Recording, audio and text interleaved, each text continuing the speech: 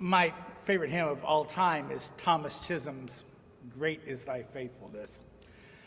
The hymn speaks of God's great faithfulness to us and the beautiful witness of nature and praise to our God. Chisholm says summer and winter and springtime and harvest. The first line in the chorus from the hymn are drawn from one of the most tragic of all the Old Testament books, the book of Lamentations.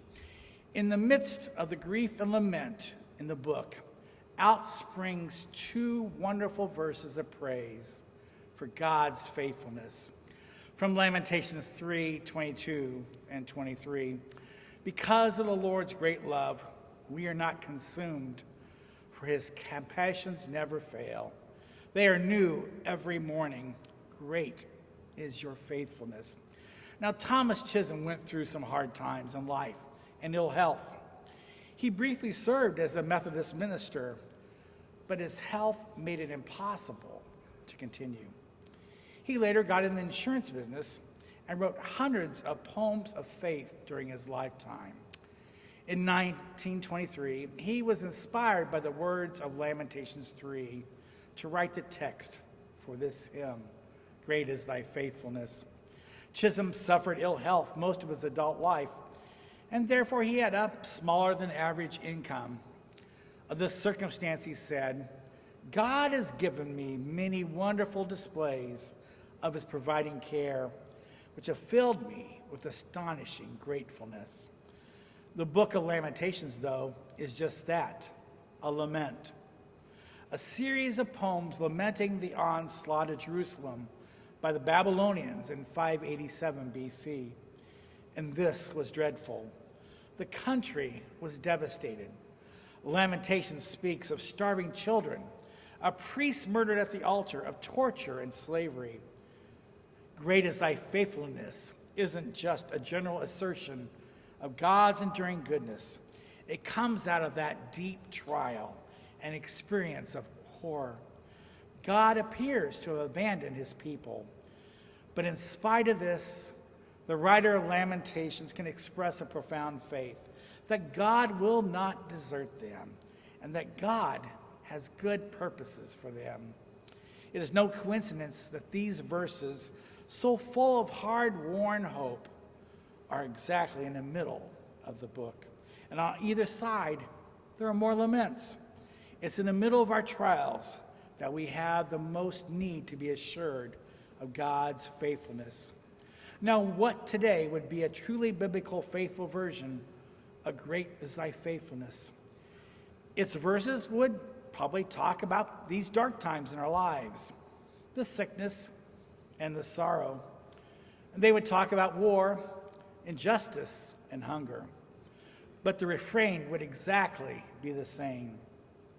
Great is thy faithfulness. Great is thy faithfulness. Morning by morning, new mercies I see. For all I have needed, thy hand hath provided. Great is thy faithfulness, Lord, unto me.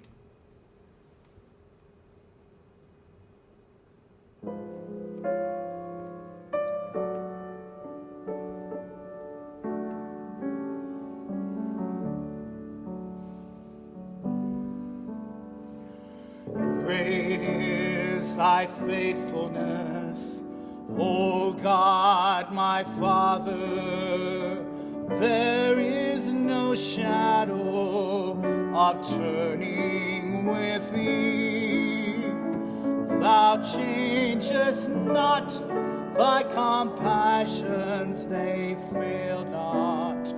As thou hast been, thou forever wilt be.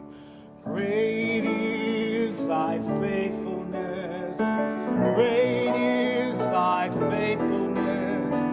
Morning by morning, new mercies I see.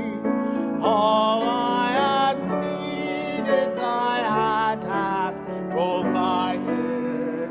Great is thy faithfulness, Lord, unto me.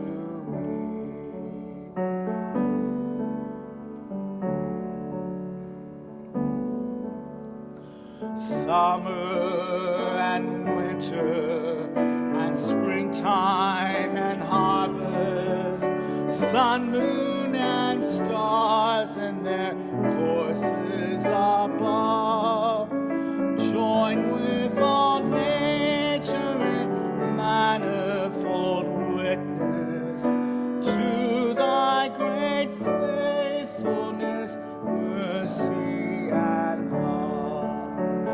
Great is thy faithfulness, great is thy faithfulness, morning by morning, new mercies I see. All I have needed, thy hand hath provided.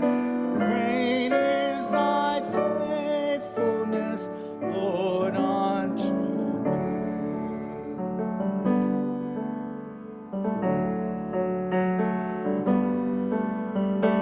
Pardon for sin and a peace that endureth, thine own dear presence to cheer and to guide, strength for today and bright hope for tomorrow. Blessings are mine with 10,000